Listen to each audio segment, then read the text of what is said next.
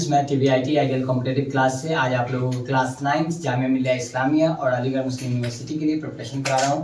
पहला हमारा चैप्टर है क्रैश कोर्स। हमने आप लोगों को ऑनलाइन सर्विस के लिए हमने बोला था कि फ्री ऑफ कॉस्ट देंगे और इंशाल्लाह ताला हम आज से जो हमने बैच स्टार्ट किया आप लोगों को फ्री ऑफ कॉस्ट क्लासेज मिलती रहेगी। तो पहला हमारा चैप्टर है रेशनल नंबर, जो 2 से 3 मार्क्स का बहुत ही इंपॉर्टेंट कोई चैप्टर है।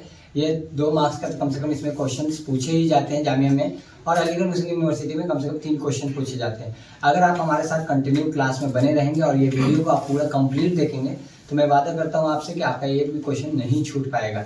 आइए हम चैप्टर को स्टार्ट करते हैं। पहला जो हमें टॉपिक्स पढ़ना है, क्योंकि हमने इसमें इसलिए लिख दिया टॉपिक वाइज हमें पढ़ना है कि इंट्रोडक्शन ऑफ रेशनल नंबर की। रेशनल नंबर का इंट्रोडक्शन पहले पढ़ेंगे कि रेशनल नंबर बेसिकली होता क्या चीज़ है एग्जैक्टली। उसके बाद हम उसकी प्रॉपर्टी पढ़ेंगे कि रेशनल नंबर की क्या क्या प्रॉपर्टी है।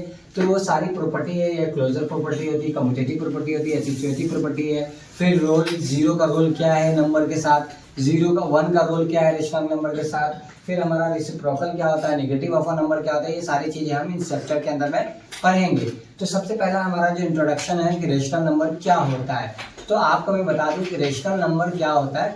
तो जो नंबर P/Q के फॉर्म में होता है, अगर आप सिंपली ये बोलते कि जो फ्रैक्शन होता है, जो फ्रैक्शन के फॉर्म में होता है, जैसे बहुत सारे बच्चों को ना P/Q का फॉर्म समझ में नहीं आता है, तो उन बच्चों के लिए मैं बता रहा हूँ कि अगर आप ये कहते हैं कि न्यूमिनेटर बाय डिनोमिनेटर, यानी कि न्यूमिनेटर बाय डिनोमिनेटर के फॉर्म में होता है और डिनोमिनेटर इक्वल टू 0 नहीं होता है, उस नंबर को हम रेशनल नंबर कहते हैं।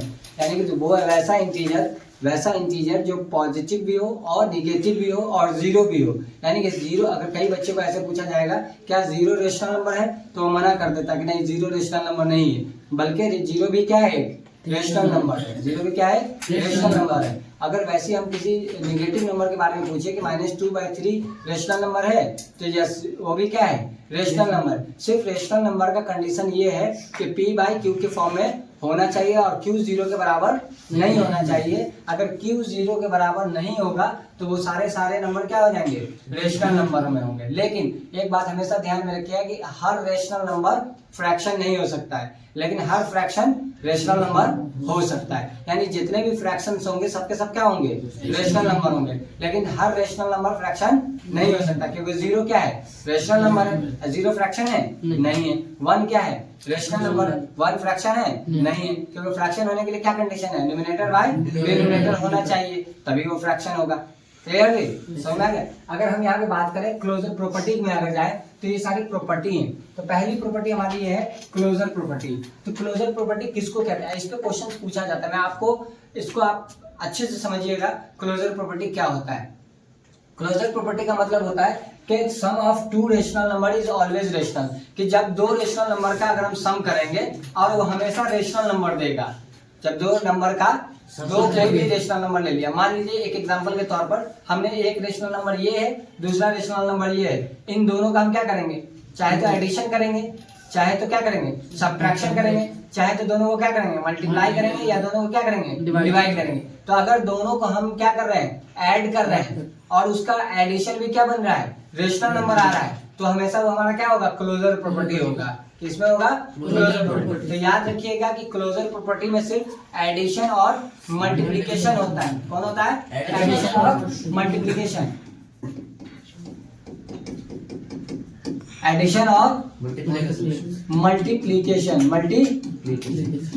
ही एप्लीकेबल होता है क्लोजर प्रॉपर्टी के लिए। कौन सा प्रॉपर्टी, क्लोजर प्रॉपर्टी के लिए कौन सा एप्लीकेबल होता है, एडिशन और मल्टीप्लिकेशन। लेकिन एडिशन और मल्टीप्लिकेशन के अलावा अगर हम बात करें सब्ट्रैक्शन और डिवीजन की, तो वहां पर क्लोजर प्रॉपर्टी एप्लीकेबल नहीं होता है। एक एग्जांपल आपको समझा दें कि अगर हम 2 + 3 को हम मल्टीप्लाई प्लस करें तो 2 और 3 क्या होगा, 5 होगा।